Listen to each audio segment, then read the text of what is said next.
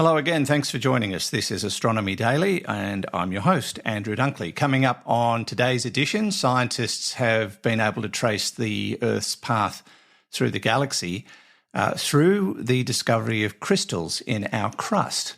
So what does that tell us? We're also going to talk about a theory as to why we haven't met any intelligent life yet. And they've been able to link mass extinction events in our history with the expansion of land plants. There seems to be a correlation there. We'll also look at ghost particles, all coming up on Astronomy Daily. Astronomy Daily, the podcast, with your host, Andrew Dunkley. And we're joined by Hallie, our AI reporter. Hi, Hallie, how you going? Hi, Andrew, great to be here as always. Oh, thanks, Hallie. Do you really mean that? Well, I did some reading and it seems that you humans like to say things to each other that you don't really mean, like, how are you? Have a good day, what's happening, etc. I thought it was the right thing to say. Maybe I shouldn't have asked. Hallie, let's get the news.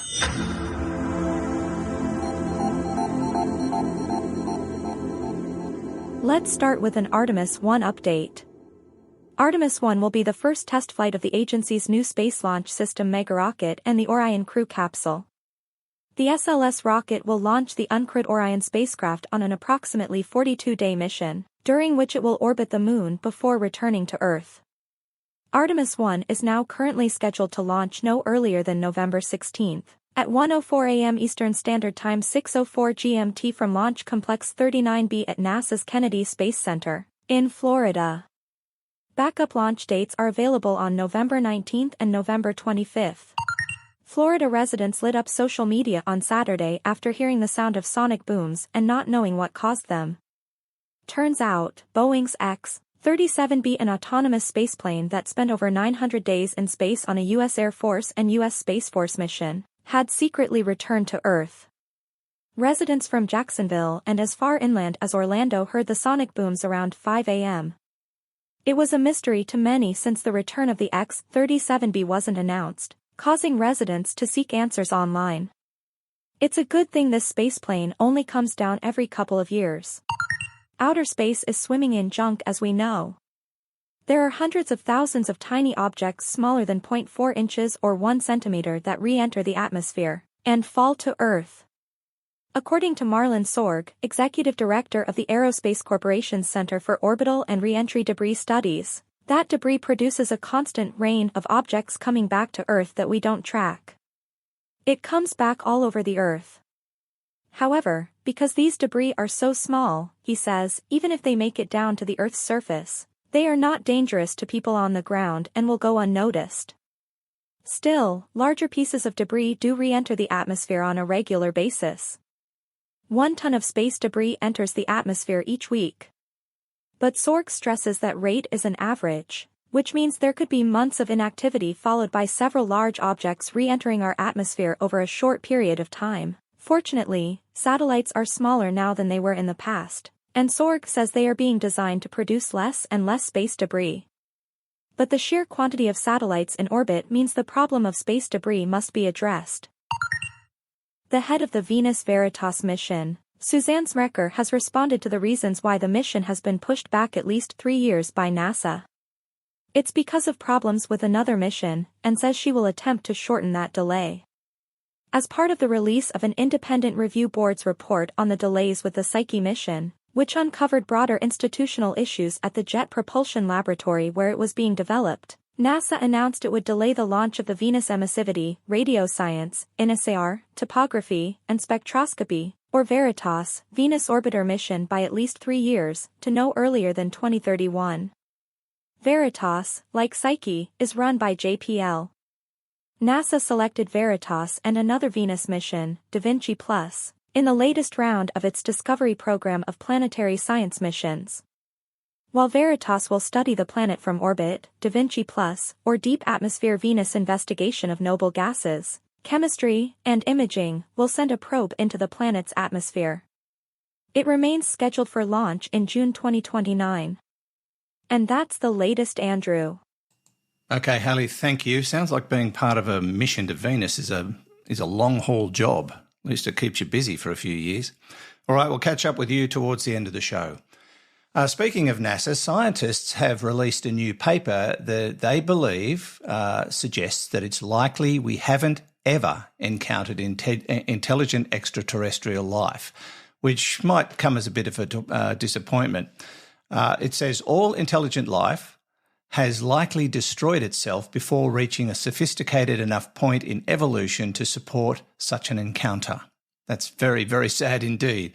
And the same fate likely awaits humans unless we do something about it.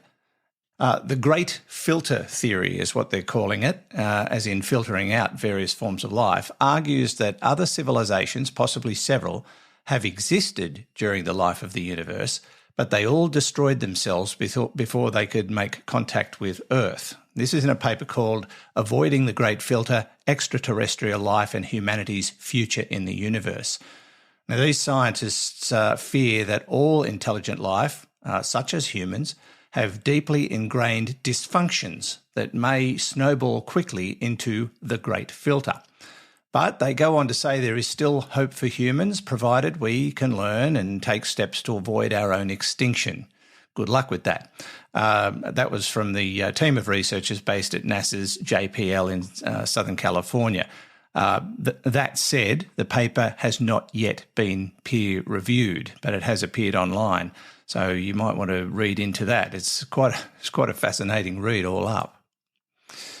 Now, tiny grains of minerals, quite small, that they're about the width of a human hair, could be the key in the construction of our planet. There was an article originally published in The Conversation, and it contributed to the article that space.com ran called Expert Voices, Op-Ed and Insights. Chris Kirkland's a professor of geology at Curtin University here in Australia. Phil Sutton's a senior lecturer in astrophysics at the University of Lincoln in the UK. And the scientists are the authors of a recent study on Earth's path through the galaxy as a part of the solar system. To see a world in a grain of sand, they say, in the opening sentence of the poem by William Blake, is an often used phrase that also captures some of what these geologists do. They observe the composition of mineral grains smaller than the width of a human hair, and then they extrapolate the chemical processes they suggest that lead to the construction of our planet itself. At an even larger level, astrophysicists seek to understand the universe and our place in it. They use laws of physics and develop models that describe the orbits of astronomical objects. And although we may think of the planet's surface as something shaped by process entirely within Earth itself, our planet has undoubtedly felt the effects of its cosmic environment. That includes periodic changes in Earth's orbit, variations in the sun's output, gamma-ray bursts, and of course, meteorite impacts. The international team of colleagues have now identified a rhythm in the production of this continental crust and the tempo points of a truly grand driving mechanism. The work has just been published in the journal Geology. The Astronomy Daily Podcast with Andrew Dunkley. While we're talking about our place in the universe and extinction-level events, the Devonian period, which was 419 to 358 million years ago, was one of the most turbulent times in Earth's past, and it marked at least 6 significant marine extinctions during that time, including one of the 5 largest mass extinctions ever to have occurred. Further, it was during the Devonian period that trees and complex land plants, similar to those we know today, first started to evolve and spread across the landscape. Now, they say this evolutionary advancement included the development of significant and complex root systems capable of affecting soil biogeochemistry on a scale the ancient Earth had yet to experience. And it's been theorised that these 2 seemingly separate events, marine extinctions and plant evolution and expansion, were intricately linked in the Devonian period. Specifically, it's been proposed that plant evolution and root development occurred so rapidly and on such a massive scale that nutrient export from the land to the oceans would have been drastically increased. The key to linking mass extinctions and the expansion and radiation of land plants lies in identifying a nutrient flux elevated above ground levels linking that nutrient flux to either indirect or direct evidence of the presence of deeply rooting land plants, and finally showing that this phenomenon occurred in multiple locations and times. And a new study, a first of its kind study, was able to do precisely that. This was done through records of ancient lake beds in Greenland, northern Scotland and Orkney.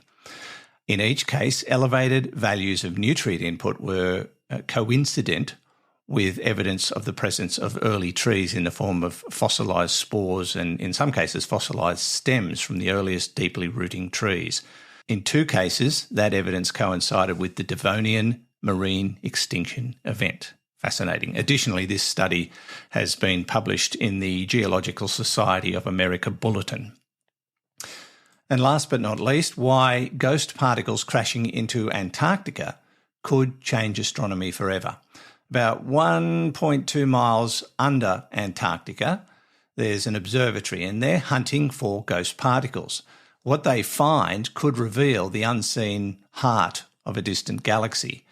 That could be a game changer in our understanding of the evolution of the universe. Evidence of 79 high-energy neutrino emissions coming from around where NGC 1068 is located is opening the door for novel and endlessly fascinating types of physics.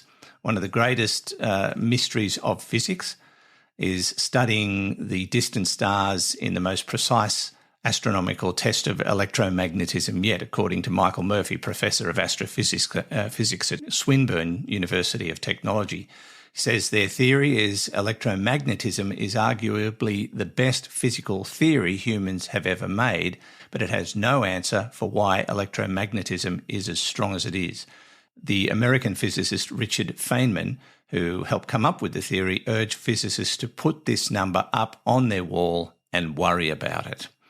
Their study published in Nature Astronomy has now tested Einstein's theory in large scales, and they believe their approach may one day resolve some of the biggest mysteries in cosmology. We're nearly done. Don't forget, you can chase up all of these stories and more on the spacenuts.io website. Just click on the Astronomy Daily tab at the top, and while you're there, subscribe. The newsletter is absolutely free. Visit the Space Nuts shop and plenty more. spacenuts.io. Anything more before we go, Hallie? No, not really. All quiet here. Okay, well, have a good day. Do you really mean that? Maybe I do. See ya. Bye. And thanks for listening to Astronomy Daily. We'll catch you on the very next episode. From me, Andrew Dunkley. It's bye for now. Astronomy Daily, the podcast, with your host, Andrew Dunkley.